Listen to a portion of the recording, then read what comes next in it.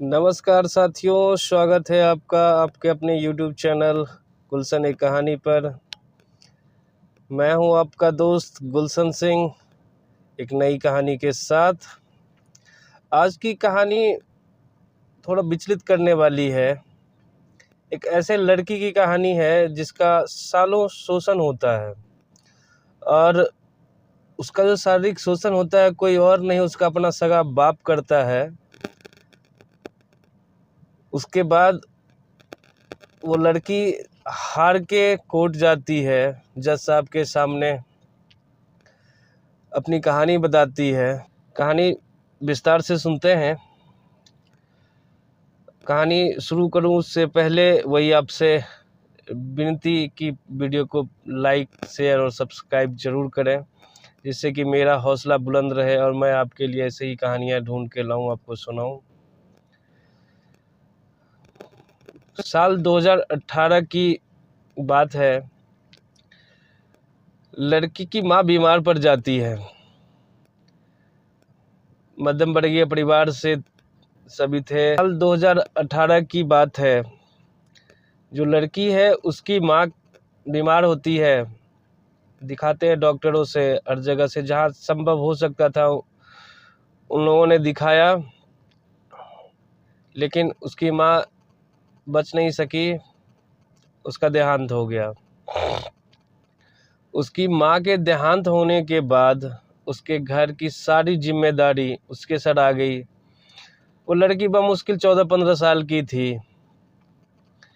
घर में खाना बनाना, सभी का कपड़ा धोना, बहुत जो भी काम है घर के, वो सारा काम अब उसके ही सर पे था। इतनी कम उम्र में इतनी बड़ी जिम्मेदारी सर पे आने के बाद वो लड़की थोड़ी सी परेशान रहने लगी। उसकी परेशानी का आलम ये हुआ कि उसे रात में नींद नहीं आती थी। अपनी माँ के बारे में ज़्यादा सोचते रहती थी और जो जिम्मेदारी थी उसके बारे में सोच सोच कर उसका बुरा हाल था। कुछ दिनों तक वो ऐसे चलती है। फिर जब उसने देखा कि अब नींद बिल्कुल ही नहीं आती है, रातों में पूरी रात ऐसे रह जाती है, तब उसने दवाई का सहारा लेना शुरू किया। वो लड़की रात में दवाई खा के नींद की सो जाती थी। सुबह उठती, नींद पूरी हो जाती थी, फिर अपना दिन का सारा काम जो भी होता है घर का वो करती।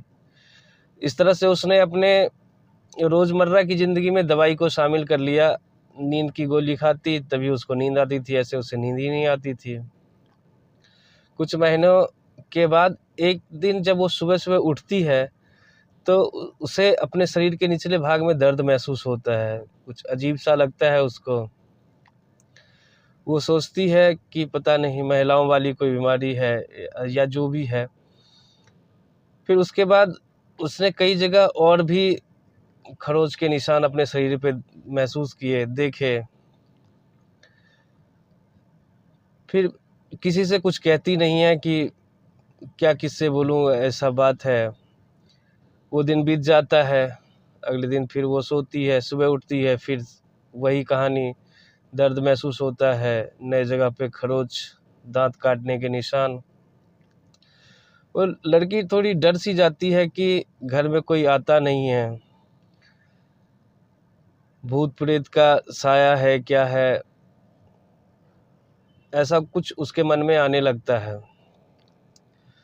तीसरे दिन वो लड़की सोचती है कि आज मैं जग के देखती हूँ कि आखिर ये होता कैसे है, कौन है जो मेरे साथ ऐसा गंदा काम कर रहा है। लड़की उस दिन दवाई नहीं खाती है, सोने का नाटक करती है। आधी रात के समय उसने देखा कि उसके जो पिता थे वो उसके कमरे में आते हैं।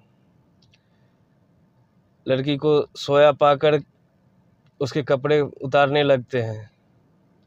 जब लड़की ने अपने पिता को सामने देखा तो वो अचंभित रह गई। उसका मन ये मानने को तैयार ही नहीं हो रहा था कि मेरे पिता ही मेरे साथ ऐसा गंदा काम कर रहे हैं। लड़की इसका विरोध करती है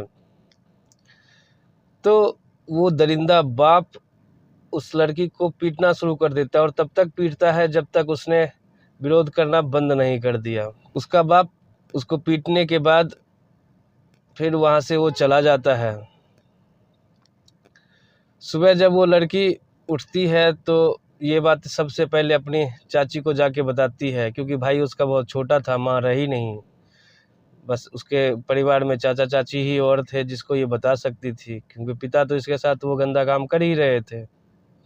चाची को जाके बताती है, चाची उसका हाल देखती है, उसे लेकर के थाने चली जाती है। थाने जाकर के लड़की ने उसे थाने में बताया कि मेरे साथ ऐसा ऐसा मेरे पिता ही करते हैं।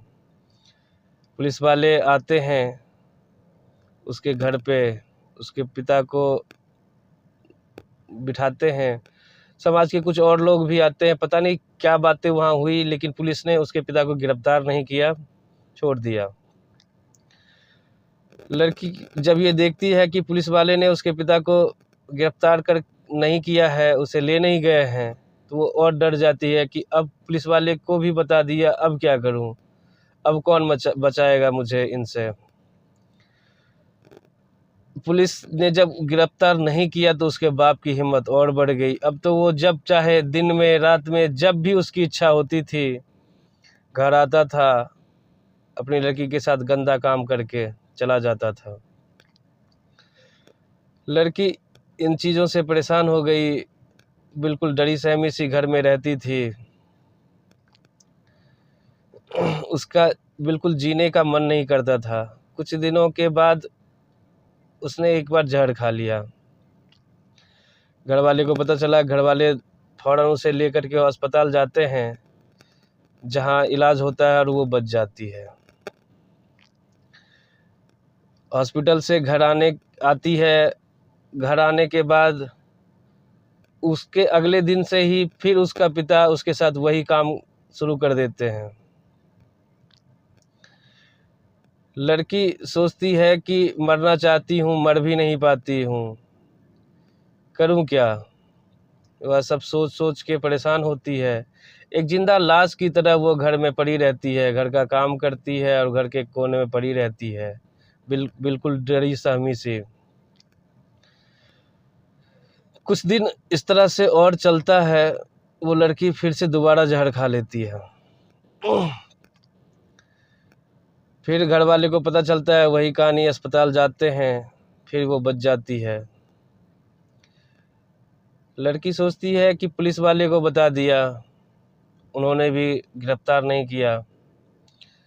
जहर खाती हूँ, मर भी नहीं पाती हूँ, और उसके साथ वो सिलसिला रोज़ चलता ही रहता है। उसे अपने आप से घिन आने लगती है। कुछ दिन ऐसे ही चलता रहा। उसके बाद एक रात वो चुपचाप घर से निकल जाती है।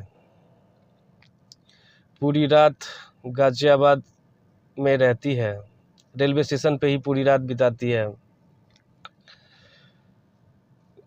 उसके बाद जब सुबह होती है अगले दिन, तो वो पूछ पूछ के कोर्ट जाती है।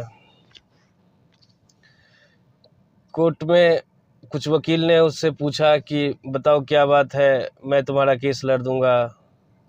वो बोलते हैं नहीं, मुझे सिर्फ जज साहब से मिलना है। पूछ के वो कोर्ट तक पहुंचती है। अंदर झांक के देखती है कोई सुनवाई तो नहीं चल रही है। जब उसने देखा कि सुनवाई कुछ नहीं अभी चल रही है, तो अंदर जाती है, बोलती है जज साहब मुझे इंसाफ चाहिए। जज साहब पूछते हैं कि बेटा क्या बात है, बताओ। फिर वो अपने सहयोगी से पूछते हैं कि कौन सा केस है इसके बारे में। तो उसके सहयोगी भी बताते हैं कि कोई केस तो है नहीं सर, ऐसा तो हमारे पास कुछ आया नहीं है। फिर जज साहब पूछते हैं कि बेटा कुछ दिक्कत है तो थाने में जाओ, केस कंप्लेन दर्ज कराओ। तो बोलती है कि जज साहब मेरा इंसाफ आप ही कर सकते हैं, थाने भी होके आ गई हूँ, उन्होंने भी कुछ नहीं किया। जब ये बात लड़की बताती है जज साहब को, तो जज साहब बोलते हैं ठीक है, मैं तुम्हारी बात सुनूंगा। फिर उस लड़की को बिठाते हैं, उस लड़की से पूरा जो भी उसकी कहानी थी, पूरी कहानी वो सुनते हैं। जज साहब ने जब उसकी पूरी कहानी सुनी तो वो दंग रह गए।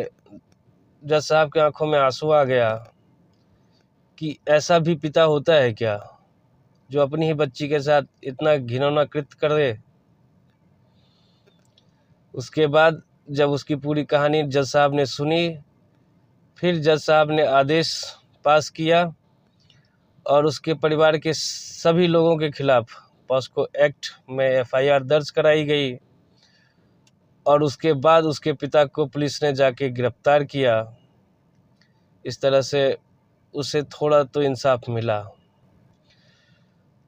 तो ये सच्ची घटना आपको गाजियाबाद के मोदी नगर से थी और आज की कहानी बस इतनी सी ही है। दोस्तों, आपको कहानी कैसी लगी? अगर अच्छी लगी हो तो प्लीज़ एक लाइक और सब्सक्राइब ज़रूर करें, जिससे कि मेरा हौसला बना रहे। और एक चीज़ और भी मैं आपसे कहना चाहूँगा कि अगर आपको कुछ सुझाव देना है मुझे, तो आप प्लीज़ कमेंट करके मुझे बताएं कि मैं क्या सुधार करूं, जिससे कि मैं आपको और अच्छी तरीके से कहानी सुना सकूं। अगर कुछ कमी दिखाई दे रही हो तो प्लीज़ मुझे कमेंट करके बताएं। नमस्कार, जय हिंद।